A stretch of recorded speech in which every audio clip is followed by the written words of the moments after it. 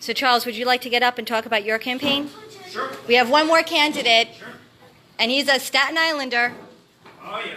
Been here a long time. My name is Charles Hargrove. I've been living on Staten Island since 1970, when my parents moved the 8 children out of one-bedroom apartment and bought a house in Green Hills.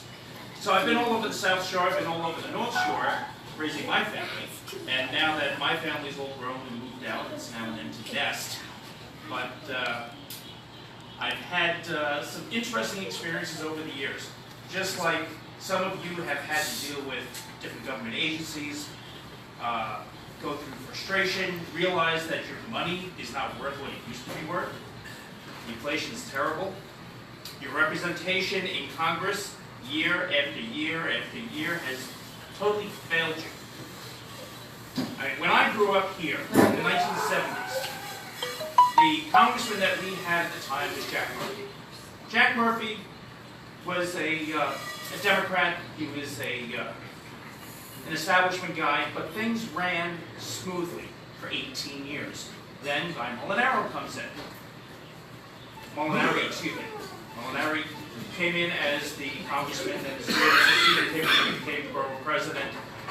But we've been seeing since the 90s, things started breaking down to the point that we now have this polarization. Larry talked about left versus right, and it's gotten worse and worse, yet nobody even comes up with an idea anymore. They're always trying to pander to their base. Now, I grew up in a family that my father was a registered Democrat, my mother was a registered Republican. Not because they opposed each other, they did it on purpose. This way they can get the literature from both parties and go through it together over the kitchen table in our little apartment in the Surrey, Queens, where they would decide who made the most sense for their beliefs. And my parents tended to vote somewhat conservatively. You know, everybody, both sides of the family, raised Irish, Roman Catholic. And the family is an important thing, being frugal, being responsible for yourself, like I said earlier. You know, we grew up understanding what was in the Constitution, what was in the 10 Commandments, how we respected each other, how we had to be responsible for ourselves so that we could then help each other. Well, growing up and seeing all this change around me for the worse got me really upset during the primaries between Donovan and Grimm. Now, I work in the U.S. Postal Service in the IT section, but I still see all the mail come through, all the pallet loads. So I'm saying this, one little post office, let's take St. George or West Brighton, they have pallets delivered to them to be stuffed into everybody's mailbox.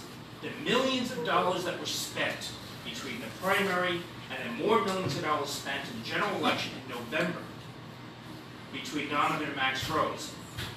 All that to stuff the mailboxes with cardboard about this big. The mailman had to fold it in half to shove it in. Total waste. And that doesn't come close to the stuff that was wasting and thrown out at the post office. I don't want to talk about that.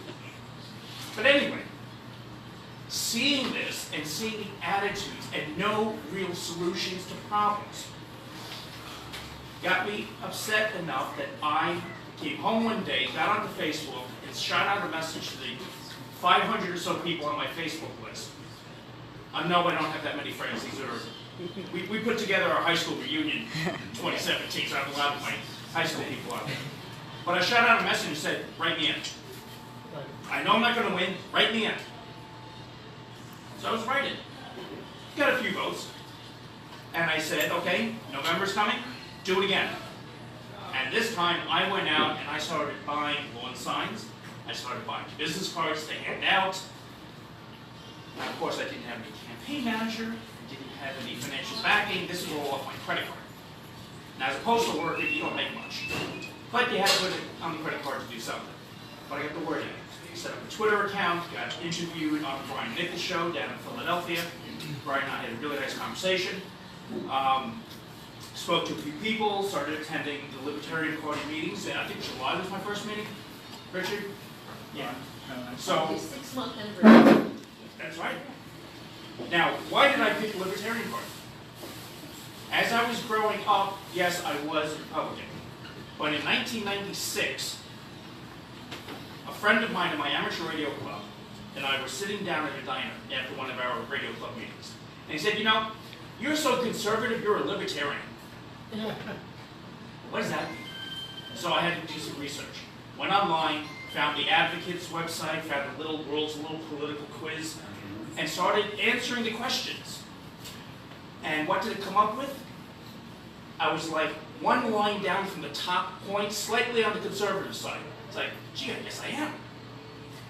But I didn't know about the Libertarian Party here on Staten Island, so I still was a registered Republican, but I would vote in the mindset of finding people that were more in the ideals of the Libertarian Party.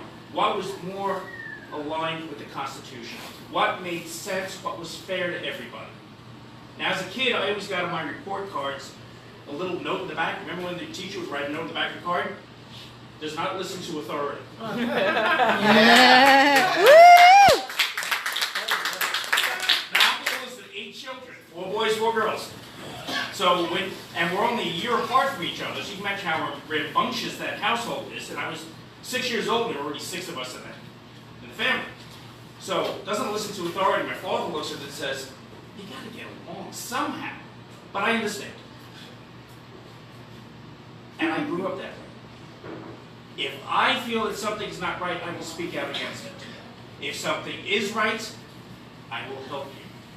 And that's what I want to do. Now, it was a write-in candidacy this past year.